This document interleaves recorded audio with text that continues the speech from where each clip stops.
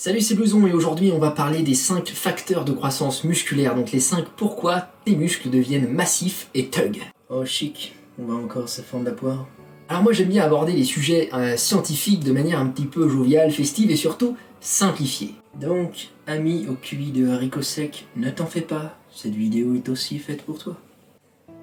Alors si tu te demandes combien de répétitions faire, quelle charge utiliser, quelle méthode de musculation, combien de séries, toutes ces questions trouvent leur réponse dans les 5 facteurs que je vais te présenter tout de suite, c'est parti.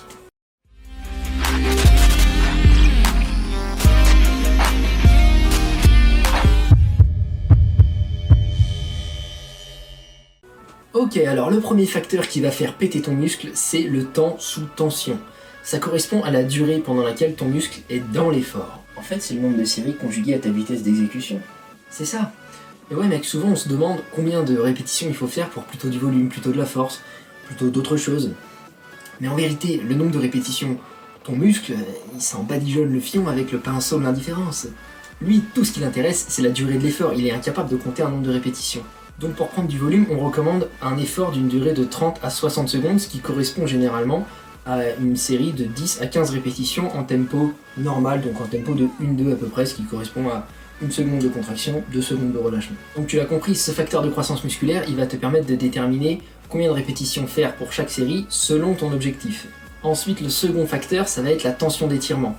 Elle correspond à l'intensité que subit ton muscle lors de la phase excentrique du mouvement. Intensité de la phase excentrique. T'avais dit que ce serait simple, non? Hein, connard?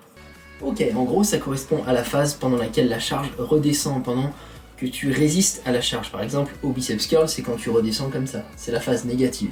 Ça dépend de la charge qu'on utilise alors? C'est ça, plus tu vas mettre lourd, plus ce facteur de croissance musculaire va rentrer en jeu. En fait, plus ce sera lourd, plus l'action freinatrice de ton muscle va créer des micro-lésions dans le muscle qui, par la suite, formeront du nouveau tissu musculaire. Plus de viande!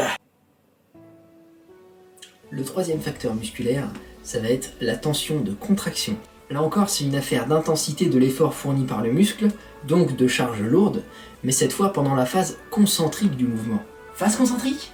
Tu me casses littéralement les... La phase de soulevage du poids, la phase où tu soulèves ta charge, donc au biceps curl par exemple, c'est cette phase-là. Pour ce facteur de croissance musculaire-là, il y a une histoire de fibres blanches à plus fort potentiel d'hypertrophie, mais j'aborderai ça dans une autre vidéo un autre jour.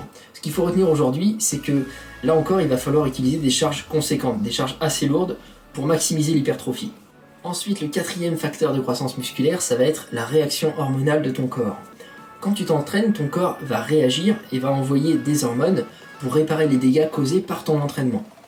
Donc ces hormones-là, ça va être l'hormone de croissance et la testostérone. Et c'est une réaction naturelle qui diffère selon les métabolismes et donc selon les gens.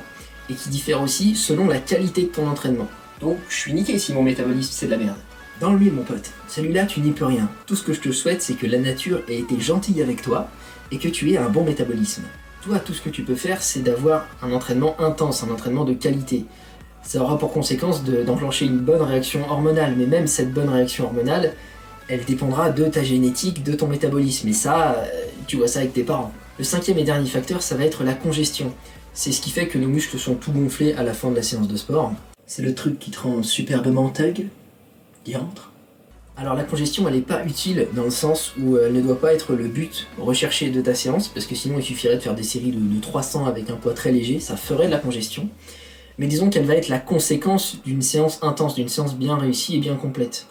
Ce qui doit être ton but. Elle permet une retenue d'eau intracellulaire, ce qui va contribuer au volume de ton muscle, et en plus, elle favorise l'état anabolique, qui est l'état dans lequel ton corps construit du muscle. Encore plus de viande! Donc je résume le tout. Que nous disent le temps sous tension, la tension de contraction, la tension d'étirement, la réaction hormonale de ton corps et la congestion? Ils nous disent tout simplement qu'il faut s'entraîner pour l'hypertrophie musculaire, avec des charges conséquentes, en contrôlant bien la phase négative des mouvements, et en ne rentrant pas chez soi avant d'être bien congestionné. Voilà, cette phrase résume un peu le tout. Donc si cette vidéo t'a plu, n'hésite pas à la liker, à la partager, tu peux t'abonner à la chaîne aussi pour en voir d'autres, et moi je te dis à la prochaine dans une future vidéo. Salut mec. Plus de viande. Plus de viande. Encore plus de viande. Encore plus de viande. Encore plus de viande. Encore plus de viande. Encore plus de viande.